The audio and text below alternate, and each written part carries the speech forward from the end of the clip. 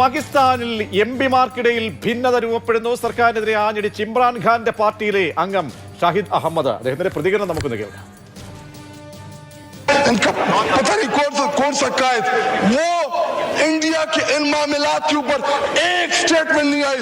जनाब deputy speaker साहब, मुझे टीपू सुल्तान के वो एक कॉल याद आ रहा है कि अगर एक लश्कर जिसका सरदार शेर हो और उसके साथ लश्कर में गीदड़ हो तो वो शेरों की तरह लड़ते हैं.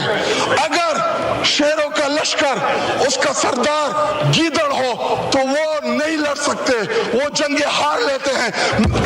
इस वक्त बॉर्डर पे खड़ा वो फौजी जो हमसे तवक्को रखता है कि हमारा लीडर जो कौमी लीडर होता है या जो वज़ीर आज़म होता है वो आईना होता है, वो फेस होता है, उसकी तवक्को है कि हमारी सियासी क़यादत वो दलेरी के साथ मुकाबला करेगी. जी वाइंड अप करें जुमे का टाइम है. आखिरी 2 मिनट दे जी. लेकिन जब आपका वज़ीर आज़म, जब आपका लीडर बुज़दिल हो, वो मोदी ആര്യ നമുക്കൊപ്പുണ്ട്. ആര്യ ഷെർക്കി തരാ ലഡ്തായ എന്നാണ് പറയുന്നത്. അതായത് സിംഹമോ പുലിയൊക്കെ പോലെ അത്ര ഭീകരമായി നമ്മൾ ആക്രമിക്കേണ്ടതാണ്, പക്ഷേ എല്ലാം പാളിസായി പോയെന്ന് നേരത്തെ പ്രതിരോധ മന്ത്രിയുടെ പ്രതികരണം കൂടി കേട്ടതാണ്. അത് നമുക്ക് അടുത്ത നിമിഷങ്ങളിൽ കാണിക്കാമെന്ന് പ്രതീക്ഷിക്കുന്നു. അദ്ദേഹം പറഞ്ഞത് നമുക്ക് ഒന്നിനെയും ഇന്റർസെപ്റ്റ് ചെയ്യാൻ കഴിഞ്ഞില്ല. വളരെ സേഫ് ആയിട്ടുള്ളൊരു പൊസിഷനിൽ, അതായത് നമ്മുടെ പരിധിയിൽ വന്നിരുന്നെങ്കിൽ നമ്മൾ അതിനെല്ലാം തകർത്തെറിയുമായിരുന്നു എന്നാണ് അവിടുത്തെ പ്രതിരോധ മന്ത്രി പറയുന്നത്. അപ്പോൾ പിന്നെ ഈ അംഗങ്ങൾ സ്വാഭാവികമായിട്ടും ഈ ഭിന്നാഭിപ്രായങ്ങൾ വരുമല്ലോ.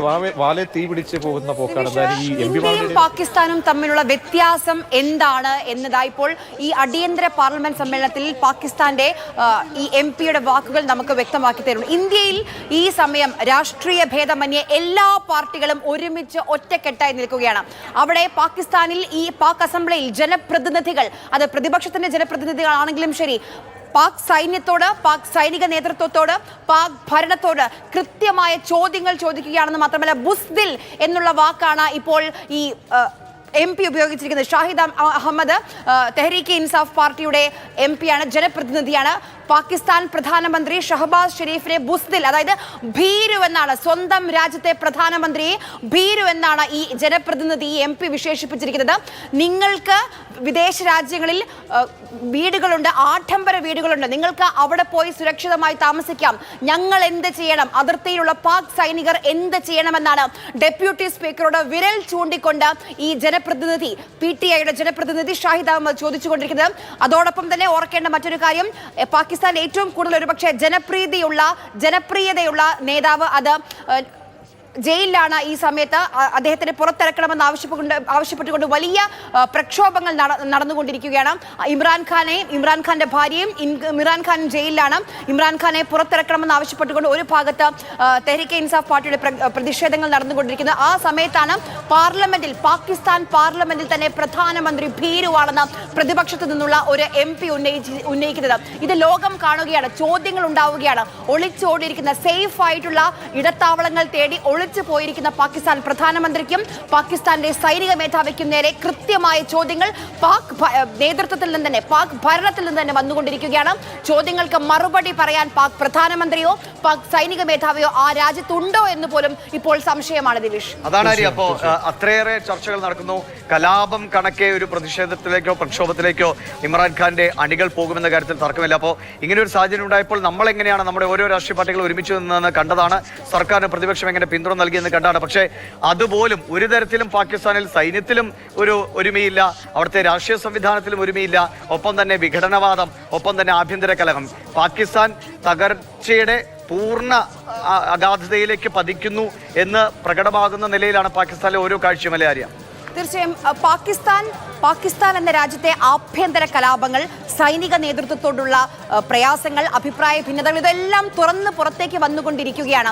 ഇപ്പോൾ വളരെ കൗതുകമായ, പരിഹാസപൂർണമായ ഒരു പ്രതികരണമൊക്കെ വരുന്നുണ്ട്. എന്തുകൊണ്ട് ഇന്ത്യയുടെ മിസൈൽ ആക്രമണം തടുക്കാൻ കഴിഞ്ഞില്ല എന്ന് ചോദിക്കുമ്പോൾ ഒരു മന്ത്രി പറയുകയാണ്, അങ്ങനെയാണെങ്കിൽ പാകിസ്ഥാനിലെ ലൊക്കേഷനുകൾ അവർക്ക് വ്യക്തമാകും, അതുകൊണ്ട് ഞങ്ങൾ തടുത്തില്ല. ഇത്രയും പരിഹാസപൂർണമായ പ്രതികരണങ്ങളാണ് പാക് ഭരണകൂടത്തിന്റെ ഭാഗത്ത് നിന്ന് വന്നുകൊണ്ടിരിക്കുന്നത്. അതിനുള്ള തെളിവുകളാണ് ഇന്നലെയും നമ്മൾ കണ്ടതാണ്. കരയുന്ന, വിലപിക്കുന്ന ജനപ്രതിനിധികളുടെ പ്രതികരണങ്ങൾ ഇന്നലെയും പാകിസ്ഥാന്റെ ഈ പാർലമെന്റിൽ നമ്മൾ കണ്ടു. അവിടെ ചോദ്യങ്ങൾ ഉയരുന്നുണ്ട്. ചോദ്യങ്ങൾ മാത്രമല്ല, പാകിസ്ഥാന്റെ ഭാഗത്ത് നിന്ന് ഭാര്യ ഇനി പ്രതികരണം വരാൻ പോകുന്നു. അപ്പോൾ ഇതൊക്കെ വെച്ചുകൊണ്ടായിരിക്കും അപ്പോൾ വലിയൊരു സമ്മർദ്ദത്തിലേക്ക് പോകുന്നു. അവിടുത്തെ രാജ്യത്തെ ബോധ്യപ്പെടുത്തണം, പ്രതിപക്ഷത്തെ ബോധ്യപ്പെടുത്തണം, പ്രതിപക്ഷ അവസരങ്ങൾ ഉണ്ടാകുന്നു. അപ്പോൾ സർക്കാർ വല്ലാത്തൊരു അവസ്ഥയിലേക്ക് പോകുന്നു. സൈന്യത്തിന്റെ റോൾ എന്ത് എന്ന് ചോദിക്കപ്പെടേണ്ടി വരുന്നു. അങ്ങനെയൊക്കെ നോക്കുമ്പോൾ ഇതൊക്കെ വെച്ചുകൊണ്ടായിരിക്കാം ഇനി ഒരു പ്രതികരണത്തിന് മുതിരുന്നത് ആയിരിക്കാമല്ലേ? ഇപ്പോഴും ഷെഹബാസ് ഷെരീഫ് എവിടെയാണ്?